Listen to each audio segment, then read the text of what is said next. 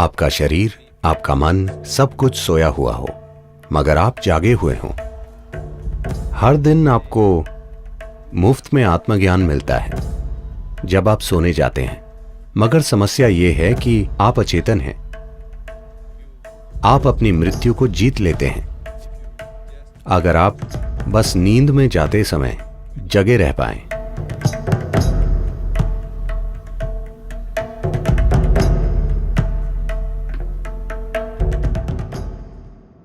जिसे हम शिव कहते हैं, उसके कई पहलू हैं। असीम वास्तविकता को शिव कहा जाता है। सबसे महान योगियों को शिव कहा गया है। उनके नृत्य को शिव कहा जाता है, उनके संगीत को शिव कहा जाता है, उनकी स्थिरता को शिव कहा जाता है। मगर इन सब में उनका योगी होना सबसे महत्वपूर्ण है, जो संभावनाओं के दरवाजे खोलता है हर इंसान के लिए। कोई कई चीजें हो सकता है, मगर दुनिया के लिए वो आयाम जो दुनिया के लिए एक संभावना है, वो सबसे महत्वपूर्ण है। इसलिए उनका योगी होना सबसे ज्यादा महत्वपूर्ण चीज है। योगी होने का मतलब कई चीजें होती हैं। योगी का एक पहलू यह है कि वो जागते हुए सोते हैं और नींद में जागे होते हैं। वे भले ही पूरे जागे हुए हों, लेकिन अगर आप शरीर के मापदंड देखें तो इसे सोया होना चाहिए। नींद में सब कुछ सोया हुआ हो, मगर आप जागे हुए हों। आपका शरीर सोया हो, आपका मन सोया हो, सब कुछ सोया हुआ हो, मगर आप जागे हुए हों। जब आप गहरी नींद में होते हैं, आप अस्तित्व के साथ पूरे तालमेल में होते हैं, अस्तित्व के साथ एक होते हैं, है ना? प्रकृति ने आपको यह दिया है। अगर आप भूल गए हैं, हर दिन आप जब सोने जाते हैं, वो आपको अस्तित्व के साथ एक बना देता है। एकता की उसी भावना में अगर आप जाकर बाकी काम करें तो आप सफल हैं, है ना? Every day you have free enlightenment. हर दिन आपको मुफ्त में आत्मज्ञान मिलता है जब आप सोने जाते हैं, मगर समस्या यह है कि आप अचेतन हैं। तो साधना मुख्य रूप से बस यही है कि जागे रहने से जब आप नींद में जाते हैं, तब आपका एक हिस्सा सो जाता है, लेकिन आपका एक हिस्सा फिर भी जागता हुआ हो तो आप सफल हैं।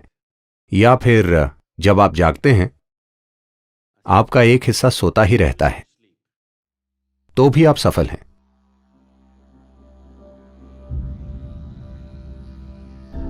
अगर आप एक ही समय में जागे हुए और गहरी नींद में हैं, आप उसी समय में नींद में हैं और जागे हुए भी हैं, इसे तुर्य कहते हैं। जब आप तुर्य की स्थिति में होते हैं तो हम आपको मृत्युंजय कहते हैं, मतलब आप मृत्यु से परे हैं। क्योंकि अगर आप नींद में भी जगे हो सकते हैं, तो आप तब भी जगे होंगे जब आपको शरीर छोड़ना होगा। ऐसे व्यक्ति के लिए मृत्यु का कोई सवाल ही नहीं है, क्योंकि जीवन और मृत्यु एक ही समय घटित हो रहे हैं। सिर्फ अज्ञानी लोग ही सोचते हैं कि अभी मैं जीवित हूं और एक दिन मैं मर जाऊंगा। नहीं, दोनों एक साथ ही हो रहे हैं। वे असल में दो अलग चीजें नहीं हैं। सिर्फ समझने के लिए हमें उन्हें बांटना पड़ता है, वरना वो सिर्फ जीवन और जीवन ही है। जीवन का एक आयाम और जीवन का दूसरा आयाम।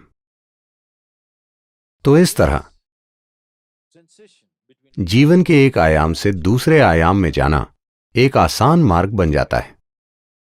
हर दिन ये मार्ग आपके लिए मौजूद होता है, यानी जगने और सोने के बीच। ये जीवन और मृत्यु जैसा ही है।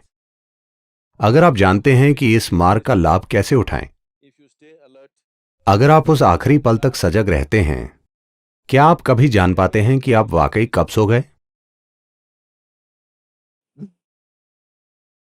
आपको लगता है कि आप जगे हैं, मगर कुछ ही देर में आप नहीं जानते कि आप कब सो गए।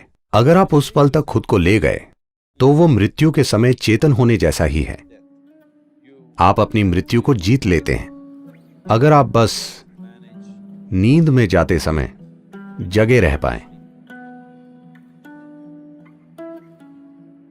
देखिए, यह आपके लिए एक अवसर है, मृत्यु के लिए सबसे अच्छी तैयारी है। कोशिश करें कि चेतन रहकर नींद में जाएं। एकदम सो जाने की बजाय अगर आप चेतन रहकर जागे रहने से नींद में जा सकते हैं तो मृत्यु एक खेल बन जाएगी। तो नींद का क्षण एक बड़ा अवसर है। अगर आप एक खास तरह से सोएं तो कल सुबह उठने पर आप एक सार्थक रूप से एक पायदान ऊपर उठ सकते हैं। हर दिन आपके पास मृत्यु का अभ्यास करने का अवसर है। अगर आप उस एक पल को मैनेज कर सकते हैं, आप इसे चेतना में कर सकते हैं, है ना? बस इसी तरह जगे रहने से नींद में जाना।